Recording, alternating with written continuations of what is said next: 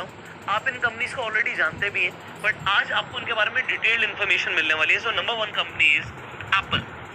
तो अभी एप्पल का मैंने जैसे ही नाम लिया तो आप कहेंगे सर एप्पल तो एक यूएस कंपनी है, ये तो एक यूएस स्टॉक हो गया, इंडिया में यूएस स्टॉक्स पे कैसे इन्वेस्टमेंट करें? मैं आपको डेफिनेटली इसके बारे में बताऊंगा। तो अभी पहले एप्पल को समझते हैं, एप्पल का बिजनेस मॉडल समझते हैं, एंड आपके दिमाग में जितने भी क्वेश्चंस आ रहे हैं ना, हम सबको आंसर करने की कोशिश करेंगे। तो एप्पल का जो बिजनेस मॉडल है, आपको क्या लगता है एप्पल का बिजनेस मॉडल क्या है? क्या ये सिर्फ आईफोन बेचते हैं, या अपने जो आपने देखा होगा एयरपॉड्स हैं और भी गैजेट्स हैं उसे बेच के पैसे कमाता है एप्पल?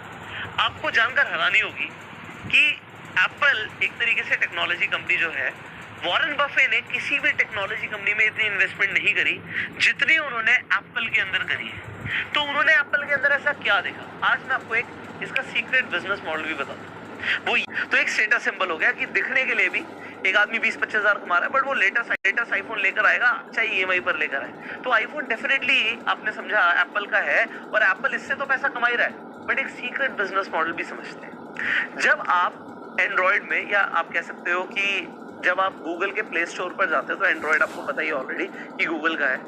जब आप गूगल के प्ले स्टोर पर जाते हो, कोई भी ऐप डाउनलोड करते हो, उसमें इन ऐप परचेजेस होती हैं। जैसे कि आप पबजी खेलते हो, उसमें आप पैसे देते हैं, ठीक है, अलग अलग चीजें होती हैं सेल के लिए, तो आपको पता ही है सब चीजों के बारे में। आप सब्सक्रिप्शन लेते हैं, आप किंडल का सब्सक्रिप्शन लेते हैं, एग्जाम्पल, बहुत सारी चीजों के लोग सब्सक्रिप्शन लेते हैं। तो जब आप प्ले स्टोर में पेमेंट करते हैं, तो वो पूरा पैसा, कुछ ट्रांजेक्शन फीस वगैरह लग के सारा पैसा किसके पास आ जाता है? जो बेच रहा है, जिसकी ऐप है। बट जब हम एप्पल में कुछ खरीदते हैं, इन ऐप परचेजेस होती है, तो इन ऐप परचेजेस के अंदर आपको जानकर हैरानी होगी कि जो एप्पल है वो पूरा पैसा जिसकी ऐप है उसे नहीं देता है। इसका मतलब ये है कि एप्पल बीच में बहुत मोटी कमीशन चार्ज करता है, and that is near about 30%। अगर आप इस चीज को गौर करेंगे, बहुत सारी ऐसी एप्लीकेशंस हैं जिस पर आप एप्पल में जब देखेंगे तो उसमें आप कुछ खरीद नहीं पाएंगे, इन ऐप परचेजेस नहीं कर पाएंगे। उसके लिए तो आपको वेबसाइट से खरीदना पड़ेगा, या फिर प्ले स्टोर पर, मतलब जो गूगल का है उस पर जाके खरीदना पड़ेगा, क्योंकि वो जो एप्स हैं उन्हें 30% पैसा एप्पल को देना है। इनफैक्ट एप्पल यहाँ पे एक तरीके से गॉडफादर बन गया है। लोग एप्पल के पीछे पागल है, तो लोग अपनी हैबिट चेंज नहीं करने वाले, वो दूसरा फोन नहीं ले रहे, वो एप्पल ही लेंगे। और आप देखेंगे जितनी भी आप कह सकते हो कि एक क्रीम ऑडियंस है, उसके पास ऑलरेडी एप्पल है जो पैसा खर्च करती है। तो यहाँ पे मजबूरन उन एप्स को, उन कंपनीज को जहां पर वो इन ऐप परचेजेस दे रही है, वहां पे 30% पैसा एप्पल को देना पड़ता है। और एप्पल को देना नहीं पड़ता, एप्पल पहले ले लेता है और काट के उन लोगों को पैसा देता है। इसका मतलब ये है, आप सोचो कितने लोग अलग अलग एप्लीकेशन से कितना कुछ खरीदते हैं, कितना पैसा देते हैं, और वो एक बहुत बड़ा जो वॉल्यूम है उसका 30% एप्पल कमाता है। तो एप्पल का जो एक सीक्रेट बिजनेस मॉडल मैंने आपको भी बताया कि ना सिर्फ वो फोन बेचकर या अपने गैजेट्स बेचकर पैसा कमा रहा है, उसने जो ये दिमाग लगाया हुआ है ना, ये बहुत कम लोगों को पता होता है। इसकी वजह से एप्पल ने डोमिनेट किया हुआ है, and this is why Apple most profitable company भी बन चुका है। अब मैं आपको स्क्रीन पर लेकर जाता हूं, मैं आपको एप्पल के शेयर्स दिखाता हूं। आसपास का रेट तो 43-44 के आसपास का रेट होगा। सो 43 रुपीज का जो रेट था उस टाइम पे, तो अगर आपने 1 लाख रुपया इन्वेस्ट किया डॉलर के हिसाब से, तो डॉलर का प्राइस बढ़ गया ना। अगर डॉलर का प्राइस बढ़ गया, सो एप्पल का शेयर जो भागा है, ना सिर्फ 170 गुना आपका पैसा हुआ, आपका पैसा 300 गुना हो गया। कंसेप्ट समझ आ रहा है ना? दोनों तरीके से फायदा मिल रहा है। एप्पल का शेयर प्राइस बढ़ रहा है, वो था ही। अगर हम इंडियन करेंसी में इन्वेस्ट करते हैं, अगर कोई शेयर 1 रुपए का था और 170 का हो गया, तो हमारा 170 गुना ही पैसा बढ़ता, कोई डाउट नहीं है। बट अगर वो यूएस स्टॉक था, क्योंकि हमारी जो इंडियन करेंसी वीक हुई है, डॉलर स्ट्रांग हुआ है, तो इसका भी एक एडवांटेज मिला कि जो डॉलर जो है बढ़ गया, हमारा पैसा 170 गुना की जगह 300 गुना दिखाएगा हमें, जिसने भी इन्वेस्टमेंट करी होगी। एंड सेम आने वाले टाइम में भी होने वाला है। तो अगर आने वाले टाइम में भी एप्पल ग्रो करता है, एंड हमें पता है कि भैया डॉलर भी भागता ही है, आज नहीं तो कल डॉलर ने धीरे धीरे ऊपर बढ़ना है, डॉलर स्ट्रांग होता है। मैं भगवान से दुआ करूंगा कि हमारा इंडियन करेंसी और ज्यादा स्ट्रांग बने, बट आपको पता है कि ऐसा होने के चांसेस बहुत कम है, तो डॉलर ने ऊपर जाना है। सो इसकी वजह से अगर आप या कोई भी इंसान एग्जाम्पल एप्पल में इन्वेस्ट करता है, तो एप्पल में इन्वेस्टमेंट से उसे बहुत अच्छी रिटर्न्स मिल सकती है। अब यहाँ पे मैंने सिर्फ बिजनेस के ऊपर बात करी है, आप समझना, मैंने ना टेक्निकल एनालिसिस करी अभी, ना मैंने भी फंडामेंटल एनालिसिस करी, हम सिर्फ बिजनेस की बात कर रहे हैं। आज इस पूरी वीडियो में हम सिर्फ बिजनेस की बात करेंगे। आप डेफिनेटली इन्वेस्टमेंट से पहले कोई भी इन्वेस्टमेंट से पहले आप एनालिसिस जरूर कीजिएगा। सो यहाँ पे हमने अभी एप्पल के बारे में समझा, अब बात करते हैं दूसरी कंपनी की, and that is definitely alphabet. So alphabet जो है वो गूगल की पेरेंट कंपनी है। सो आपको शेयर जो दिखता है अल्फाबेट के नाम से दिखता है नैस्डैक के अंदर, तो आपको समझ आ गया कि दे आर ऑलरेडी लिस्टेड। सो अब यहाँ पर हम समझते हैं कि अगर आपने गूगल को कंसीडर किया तो पहले गूगल का बिजनेस मॉडल समझते हैं। तो आज आप दिन में कितनी बार गूगल का सर्च इंजन दिन में हो सकता है 10 बार 15 बार यूज करते हो। बहुत सारी चीजें आप सर्च करते हैं, भाई वेदर कैसा रहेगा, किसी का शेयर प्राइस हमने देखना है, हमने गूगल ही खोल रखा है, वहां पर देखो। सो हम सब कुछ गूगल पे सर्च कर रहे हैं, सब कुछ गूगल का है। आपको कहीं जाना होता है आप गूगल मैप्स यूज करते हो, आपने ईमेल भेजनी होती है आप जीमेल यूज करते हो। अब ये वीडियो किस पर देख रहे हो? यूट्यूब पर। यूट्यूब किसका है भाई? यूट्यूब भी गूगल का है। तो आप सब कुछ गूगल का यूज कर रहे हो, गूगल से घिरे हुए हो। अब एक चीज मैं आपको शॉर्ट में बताता हूँ, आपको थोड़ी सी समझ आएगी, अंडरस्टैंडिंग। गूगल के पास पैसा कमाने के बहुत सारे तरीके हैं और वो कमा भी रहे हैं। आपको डेफिनेटली पता है कि अगर आप जीमेल यूज करते हो तो जीमेल में एक्स्ट्रा स्टोरेज के तो आपको फ्री में मिलता है कुछ 15 GB। अगर आपको ज्यादा स्टोरेज चाहिए, 100 GB चाहिए, 200 GB चाहिए, आपको हर मंथ गूगल को पे करना होता है। तो गूगल उससे भी पैसा कमा रहा है। बट एक एग्जाम्पल के लिए, आपकी जो ईमेल आईडी है ना, लोगों की ईमेल आईडी फोन नंबर की तरह हो गई है। तो जैसे फोन नंबर लोग चेंज नहीं करते, ईमेल आईडी भी चेंज नहीं करते। तो अगर गूगल ने कल से बोला एग्जाम्पल के लिए कि हम 10 रुपए महीना लेंगे जीमेल यूज करने का, तो आपको क्या लगता है कितने लोग 10 रुपए महीना दे देंगे गूगल को? अगर आप कहते हैं करोड़ों लोग, तो मैं कहूंगा 10 से मल्टीप्लाई कर लो। That will be extra earning of Google from the day 2। अगले ही दिन से वो पैसा कमाने लग जाएंगे।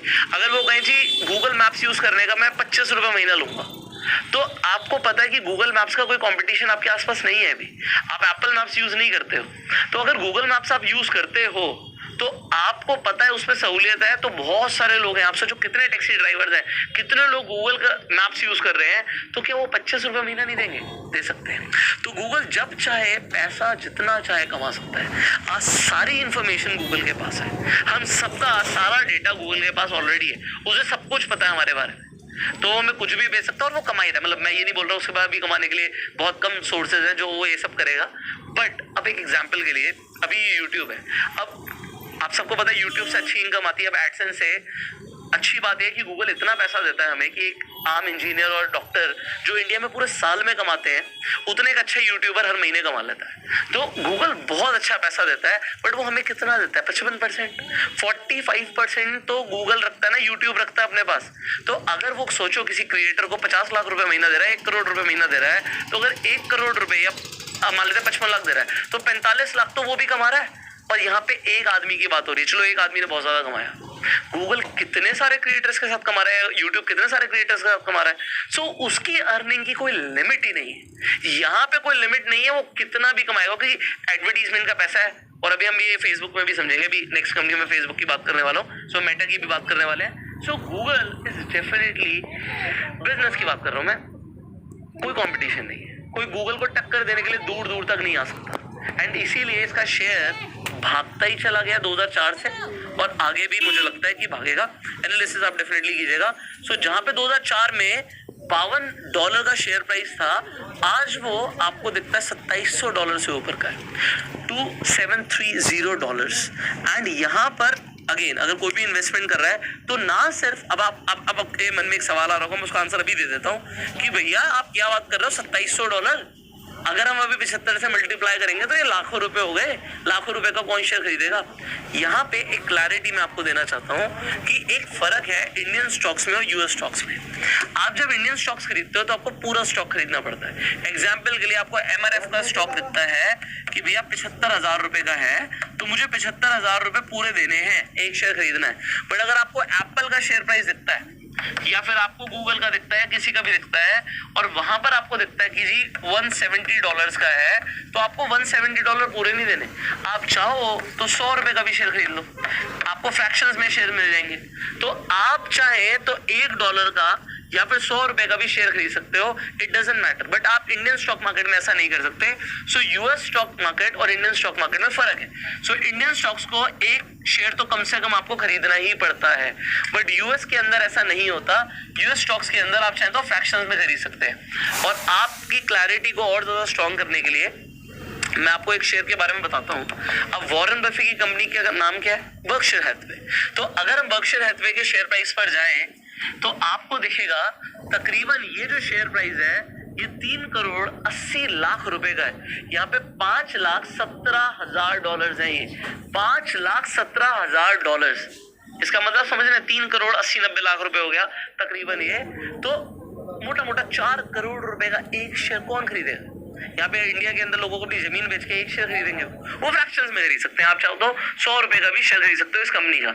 अब यहाँ पर आप बहुत सारी चीजें देखते हो यार, इसका मार्केट कैप तो देखो, यहाँ पे मार्केट कैप ट्रिलियंस के अंदर है, बिलियन में ट्रिलियन।